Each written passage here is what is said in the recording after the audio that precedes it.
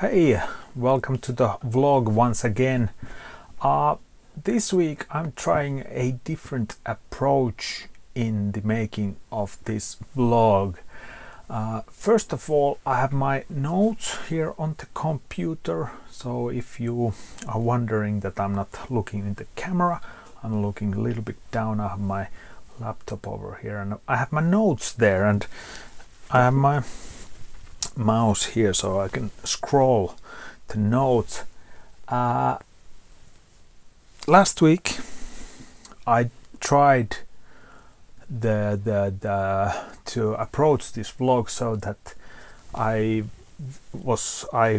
wrote down notes and I threw them to the ChatGPT, and I let the ChatGPT to do a script for the whole vlog.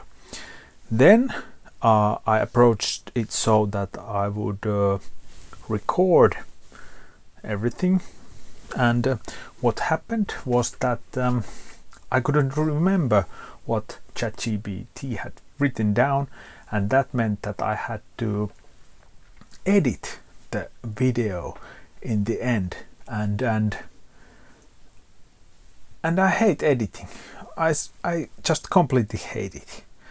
It's annoying, it's time consuming, because in my mind the life of video is done when I have filmed it. I can cut the end and the start, but editing, I don't like it. It's complete waste of time. If it was possible, I would give it to someone else. So how I approach it now is that I won't do it at all. So no edits, straight on camera thing, and this way I hope that it's more authentic, the whole thing. And now I have to check the video. Is it recording still? I don't know. I hope so.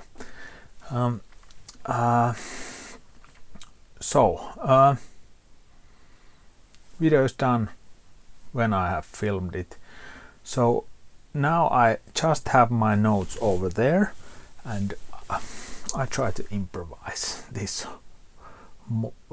thing so that I don't have to do edits. And now it's after lunchtime. I did these notes during lunch, so it took 10 or 15 minutes to do these notes, so not bad. And in my content circle, I use YouTube as a customer also. So in my content circle there was a video from a creator, which I cannot remember now, that said that unedited videos feel more authentic to the watcher. The people who are watching, they feel more authentic when not edited. Of course, when I was doing editing, if you watched the last video, there was these B-rolls and other things, maybe things that give life to the whole vlog, but it takes time and I just don't want to do it. Other things in my content circle lately have been lots of talk about Spotify and how they don't pay artists really. Their CEO has Daniel Ek has had big amounts of money. He has sold off his stock and he has cashed in, but artists like me, I haven't got nothing from Spotify ever, or ever and ever, just a small amount. Of course my numbers aren't big, so that's a thing, but Spotify is doing this blitz scaling thing, which is quite common in the internet business. They have a quite interesting product, a cheap product, so that they get lots of people in to their service. with cheap. And how they grow is that they bring investor money in, and the whole focus is in scaling big. And the idea is to scale big and figure out at some point how to make this whole thing profitable business. That's quite common way in the internet landscape, and for an artist it's quite hard to be the content that somebody's trying to make money with. So that's what has happened in my content circle. Now I see that I have a little screen here in my other phone where I can see that this is recording. That's cool. So that's about the internet and the business. Next up, Mixtape project. As you might know, I have done Mixtape. I try to finish it in January.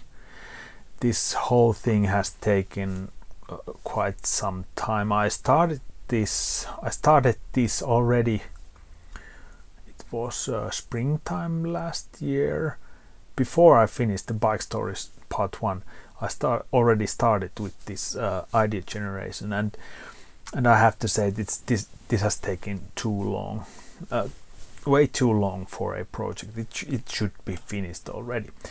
But now, as I have this studio space, I've spent every night here.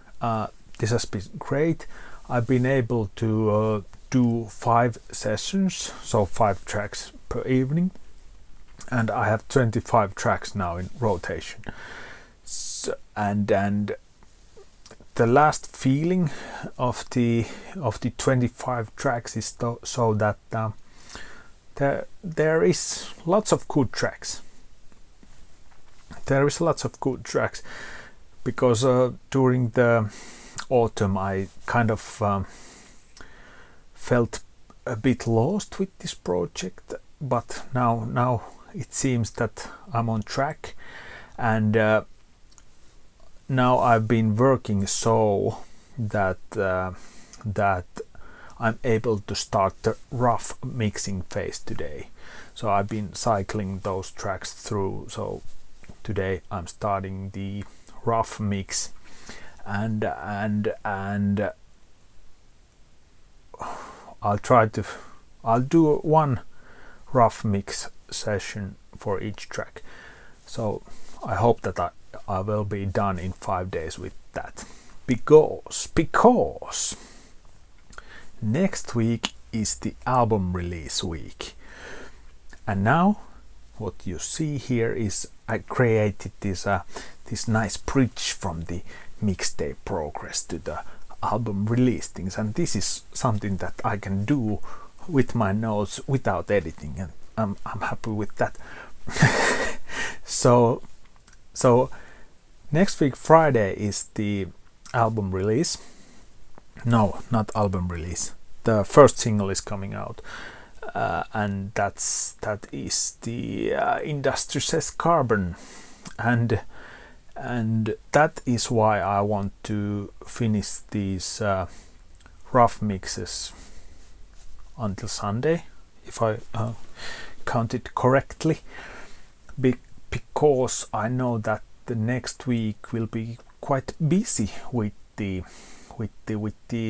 single release. I have a landing page I need to do, all the email automations I haven't done, and I need to edit the video for the single with the music. At the moment it's not done.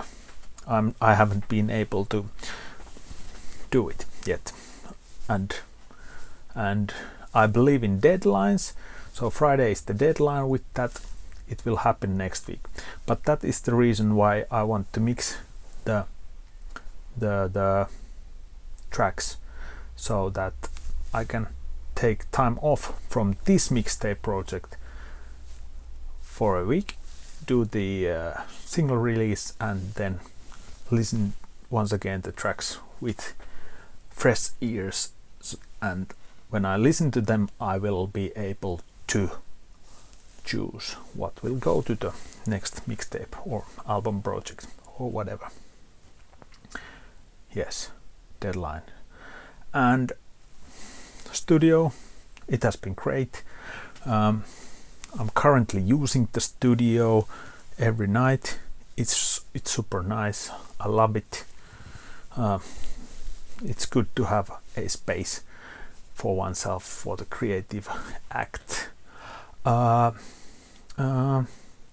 Next steps with the studio is that I will buy a interface. At the moment I don't have a proper interface here, and also I've been checking for monitors, probably Genelec, the small ones, because this is quite tight space.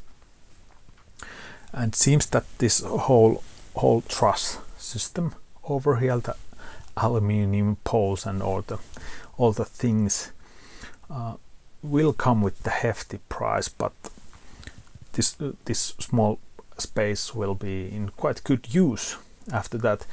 Actually, if I can show you, you can see here I'm currently using the whole truss system. I have my laptop over here. Actually, about the Genelec, I pitched them a idea for this super compact studio monitor setup with those coaxial speakers in the with the smallest form factor, but they said thank you for the pitch, but at the moment they are not able to do it, or maybe not in the future at all, but that's okay. And one thing I also noticed today, I have this old iPhone as a camera, and it for some reason it was full of pictures. There was 48 gigas of stuff, and I was thinking, what's happening here? This should be empty. This is only for filming purposes. And I checked all the settings, and I noticed that there was these shared albums, like picture albums, with my iCloud. They were shared, and this phone was taking them in automatically. I took that option away, and now there's only 4.8 gigas of pictures, so 1/10 of space, and now I'm able to film once again. I was actually taking off all the raw material because I thought that they would take too much space, but that was not the case. So now I'm able to use this more as I was intending. So that's about this week. Now no editing. This is all straight. I'm talking, and I don't know how to end this. I hope that I'm back next week with another thing. So thank you for being with me. See you.